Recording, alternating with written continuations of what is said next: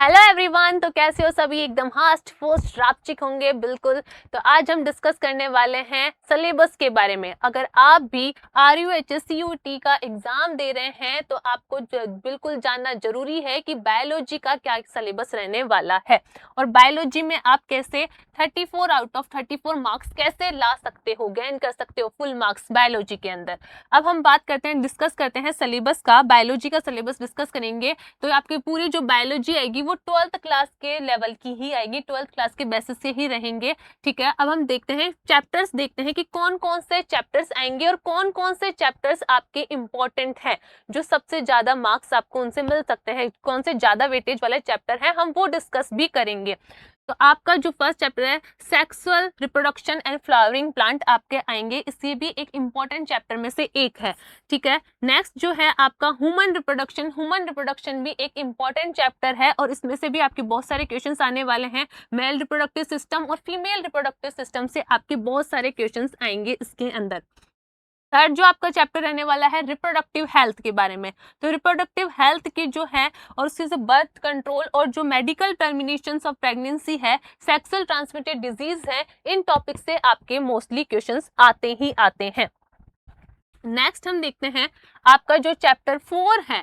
ठीक है, इसको तो आप 5 स्टार लगा लीजिए। ये जो प्रिंसिपल ऑफ इनहेरिटेंस और वेरिएशन वाला चैप्टर है, ये एक इंपॉर्टेंट चैप्टर में से एक है।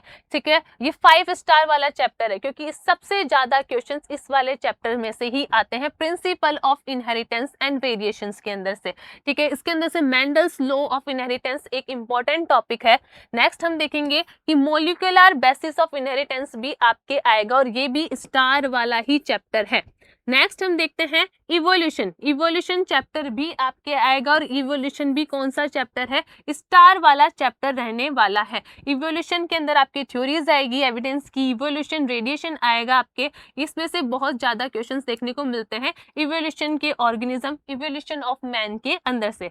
नेक्स्ट हम देखते हैं human health and disease. Human health and disease से भी आपके क्वेश्चंस आते हैं। नेक्स्ट हम देखते हैं, नेक्स्ट जो चैप्टर आएगा आपके आएगा माइक्रोब्स इन ह्यूमन वेलफेयर। ठीक है, माइक्रोब्स इन ह्यूमन वेलफेयर के अंदर आपके बायोगैस, ठीक है, बायोगैस से रिलेटेड क्वेश्चंस आते हैं आपके। ठीक है, माइक्रोब्स एज कंट्रोल एजेंट्स या बायो फर्टिलाइजर से आपके क्वेश्चंस देखने को मिलते हैं इसके अंदर। ठीक है, और ये नेक्स्ट जो चैप्टर है आपका बायोटेक्नोलॉजी प्रिंसिपल एंड प्रोसेस, ये भी कौन सा चैप्टर है आपका? 5 स्टार वाला ही चैप्टर है, इससे भी बहुत सारे क्वेश्चंस आते हैं। ठीक है, इसके अंदर आपके technology, biology, biotechnology, genetic engineering से और RDNA, रिकमेंडेड DNA से आपके क्वेश्चंस आएंगे। नेक्स्ट बायोटेक्नोलॉजी एंड एप्लीकेशंस, ये भी एक स्टार वाला ही चैप्टर है। अब जितने भी स्टार वाले चैप्टर हैं उन पे आपको क्या करना है? पढ़ने तो आपको सारे ही हैं पर मेन फोकस इन वाले चैप्टर पे करना है। ठीक है, नेक्स्ट हम देखते हैं बायोटेक्नोलॉजी एंड एप्लीकेंट से आपसे क्या क्या आएगा। इसके अंदर आपकी जीन थेरेपी, मोलिकुलर डायग्नोसिस से क्वेश्चंस आते हैं। नेक्स्ट जो आपका ऑर्गेनिज्म एंड पॉपुलेशन चैप्टर है, ठीक है, उससे भी आपके क्वेश्चंस आएंगे। ठीक है, इकोलॉजी भी आपको पढ़नी है, इकोलॉजी को भी नहीं छोड़ना है, इकोलॉजी को भी आपको क्या करना है? पढ़ना है। नेक्स्ट है इकोसिस्टम। इकोसिस्टम से आपके जो फंक्शन है, इकोसिस्टम की स्ट्रक्चर, फंक्शंस, डिकम्पोजिशन से इससे आपके क्वेश्चंस आते हैं। डिकम्पोजिशन के क्वेश्चन देखने को मिलता है। एनर्जी फ्लो, एनर्जी फ्लो से तो आपका क्वेश्चन आता ही आता है।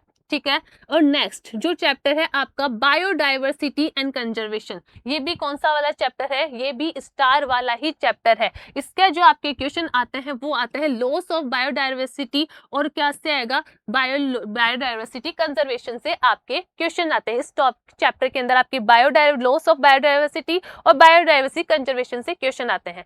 अब हम ये डिस्कस करते हैं कि आपका जो मेन चैप्टर्स हैं, ठीक है ना, अब आप 34 में से 34 मार्क्स कैसे लेके आओगे? तो हम उन चैप्टर पे फोकस करते हैं, वो इंपॉर्टेंट चैप्टर्स देखेंगे जो आपके आते हैं, जिन पे आपको क्या करना है? मेनली फोकस करना है। पढ़ने तो आपको सारे ही चैप्टर से बायो के, पर जिन पे सबसे ज्यादा फोकस करना है, जिस चैप्टर से आपको सबसे ज्यादा मार्क्स मिल सकते हैं, जिससे सबसे ज्यादा क्वेश्चन देखने को मिलते हैं, अब हम उन चैप्टर के बारे में डिस्कस करेंगे।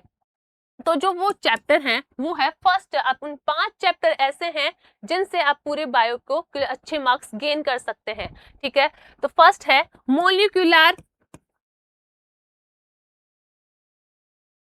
Molecular basis of inheritance. Molecular basis of inheritance. ठीक है, मोलिकुलर बेसिस ऑफ इनहेरिटेंस से आपके बहुत सारे क्वेश्चन आते हैं। अब इस चैप्टर में से कौन कौन से टॉपिक इंपॉर्टेंट है हम वो देखेंगे। डीएनए आपको पढ़ना है। ठीक है, डीएनए आरएनए आपको पढ़ना है। डीएनए आरएनए में आपको पढ़ना है। जेनेटिक कोड्स आपको इसके अंदर पढ़ने हैं। जेनेटिक कोड्स से क्वेश्चन आते हैं। ठीक है, ट्रांसक्रिप्शन और ट्रांसलेशन। Transcription and translation.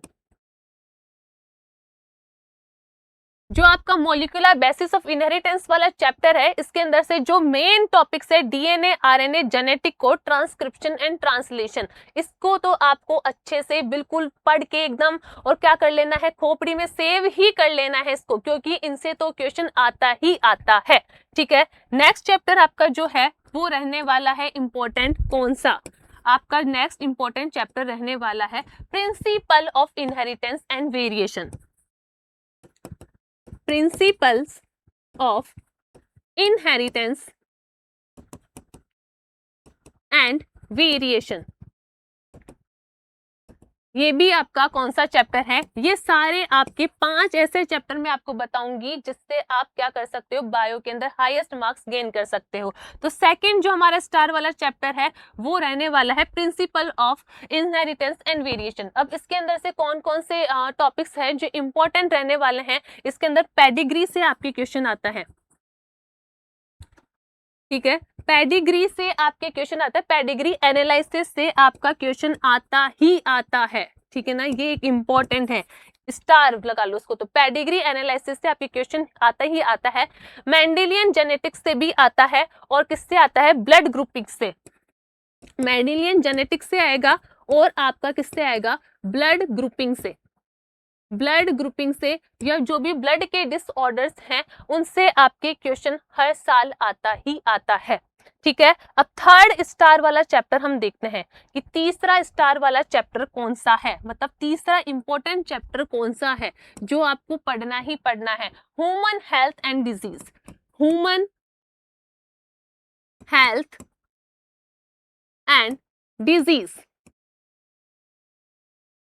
ठीक है, ह्यूमन हेल्थ एंड डिजीज, जैसे कि ह्यूमन नॉर्मल हेल्थ है, बेसिक जो डिजीज है, इनसे आपके नर्सिंग एप्टीट्यूड के अंदर क्वेश्चन आते ही आते हैं। ठीक है ना, बायोलॉजी के अंदर तो आएंगे आएंगे, पर इसके क्वेश्चन आपको उसके अंदर भी देखने को मिलेंगे। बायोलॉजी के लिए तो ये इंपॉर्टेंट है ही है, पर ह्यूमन डिजीज वाले क्वेश्चन आपके नर्सिंग एप्टीट्यूड के अंदर भी आते हैं। ठीक है, नेक्स्ट, अभी तो हमको आपको क्या करना है, बायोलॉजी पे ही फोकस करना है, बायोलॉजी के लिए बहुत इंपॉर्टेंट है।